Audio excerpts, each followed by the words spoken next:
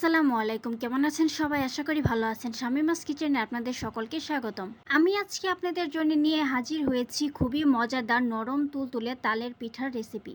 আমি আজকে আপনাদের শুকনো চাউলের গুঁড়া দিয়ে পিঠা তৈরি করে দেখাবো। অনেকেরই একটা কমন কোশ্চেন থাকে যে শুকনো চাউলের গুঁড়া দিয়ে পিঠা হয় না, পিঠাটা ফেটে যায়। আজকের ভিডিওটি শুধুই তাদের জন্য। যদি আমার ফুল রেসিপিটি আপনি ফলো করেন তাহলে কিন্তু আপনিও শুকনো চাউলের গুঁড়া দিয়ে এইভাবে পিঠা তৈরি করে ফেলতে পারবেন। যারা একদম নতুন রাঁধুনি আছেন, জীবনে কখনো পিঠা তৈরি করেননি, তারাও যদি আমার এই ভিডিওটি দেখেন তারাও কিন্তু খুব সুন্দরভাবে পিঠা তৈরি করে ফেলতে পারবেন। আমার পিঠার মতো আপনাদের পিঠাও কিন্তু হবে নরম তুলতুলে। তবে চলুন দেখে আসা যাক কিভাবে আমি এই নরম তুলতুলে পিঠাটি তৈরি করলাম। তালের পিঠা বানানোর জন্য প্রথমে আমি এখানে নিয়েছি তালের রস। আমি এখানে একটা তালের রস পুরোটাই নিয়েছি, আর নিয়েছি আধা কেজি পরিমাণ গুড়। এখন এই গুড় আর তালের রসটাকে আমি জাল করে নিব একটা বলক আসা পর্যন্ত, যতক্ষণ না গুড়গুলো গলে যাচ্ছে। যেহেতু আমি শুকনো চাউলের গুঁড়া দিয়ে পিঠাটা তৈরি করব, তাই একটু জাল করে নিলাম। এইভাবে গরম রস দিয়ে পিঠা তৈরি করলে পিঠাটা কখনোই ফেটে যাবে না। এখানে আমি 250 মিলিগ্রামের কাপ দিয়ে মেপে 4 কাপ পরিমাণ শুকনো চাউলের গুঁড়া নিয়েছি। গুড় আর তালের রসটাকে কিন্তু খুব সুন্দরভাবে আমি জাল করে নিয়েছি। গুড়টা কিন্তু খুব সুন্দরভাবে গলে গেছে। তালের পিঠার টেস্টটাকে আরও দ্বিগুণ করার জন্য এখানে নিয়েছি কুড়ানো নারকেল।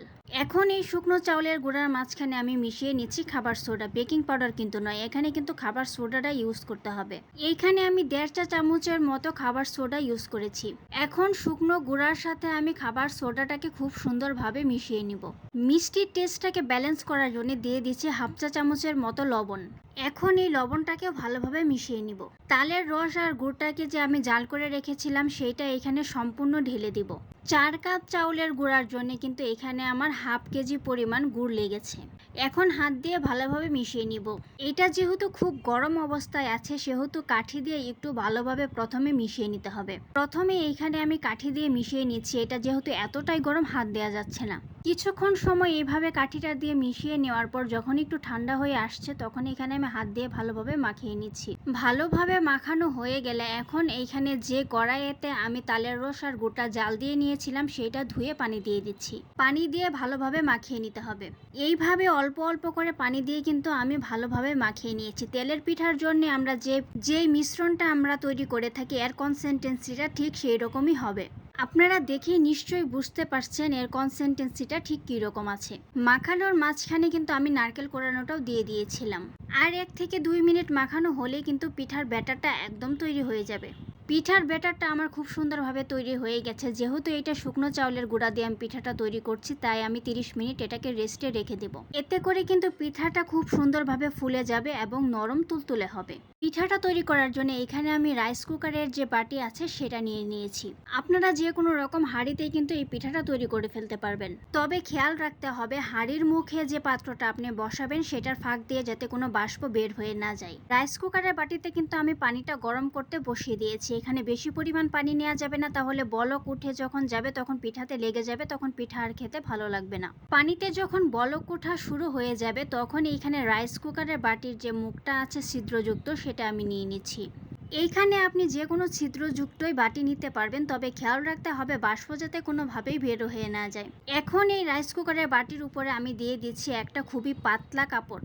এইখানে আপনাকে খুব বেশি পাতলা কাপড়ই নিতে হবে। সব থেকে ভালো হয় যদি এখানে জর্জেট কাপড় আপনি ইউজ করেন, যাতে পানিটা যখন বলক আসবে পিঠার গায়ে যাতে সরাসরি বাষ্পটা লাগে। কাপড়টা সেট করে নিয়ে এখন এইখানে যে পিঠার ব্যাটারটা আমি তৈরি করে রেখেছিলাম সেটা থেকে অর্ধেকটা দিয়ে দিচ্ছি। পিঠার ব্যাটারটা ভালোভাবে ঢালা হয়ে গেলে এখন এই কাপড় দিয়ে আমি পিঠার মুখটা বন্ধ করে দিচ্ছি। এখন একটা ঢাকনা দিয়ে ঢেকে দিচ্ছি এবং বাকি যে অবশিষ্ট কাপড়টুকু আছে সেটাও ঢাকনার উপরে দিয়ে দিচ্ছি এবং একটা শিল উপরে দিয়ে দিচ্ছি যাতে বাষ্পটা কোনোভাবেই বের হয়ে না যায়। এখন চুলার আঁচটা মিডিয়ামে রেখে পিঠাটাকে জাল করে নিতে হবে। 45 মিনিট জাল করে নেওয়ার পর এখন আমি পিঠাটা আপনাদের দেখাচ্ছি।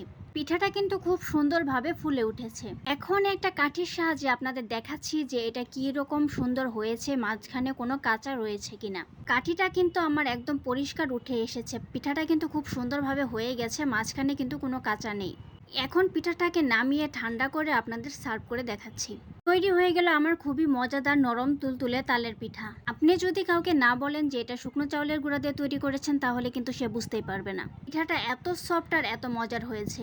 যারা এই তালের সিজনে এখনো পিঠা তৈরি করেননি বা পিঠা তৈরি করতে খুব ভয়ে আছেন, তারা কিন্তু আমার এই ফুল ভিডিওটি দেখে খুব সহজে পিঠা তৈরি করে ফেলতে পারবেন। সব কিছুর মেজারমেন্ট যদি আপনি ঠিক করে দিতে পারেন তাহলেই কিন্তু পিঠাটা খুব সুন্দরভাবে হয়ে যাবে। একটা পিঠা আপনাদের সাথে আমি কেটে শেয়ার করছি, এটা কতটা সফট আর তুলতুলে হয়েছে। ভিডিওটি সম্পূর্ণ দেখার জন্য ধন্যবাদ। ভিডিওটি যদি ভালো লেগে থাকে লাইক কমেন্ট শেয়ার দিতে একদম ভুলবেন না। এইরকম নতুন নতুন ভিডিও পেতে আমার ফেসবুক পেজটি ফলো দিয়ে রাখেন। যদি ইউটিউব চ্যানেল থেকে দেখে থাকেন তাহলে চ্যানেলটি সাবস্ক্রাইব করে পাশে থাকা বেল আইকনটি অন করে দিন। ধন্যবাদ।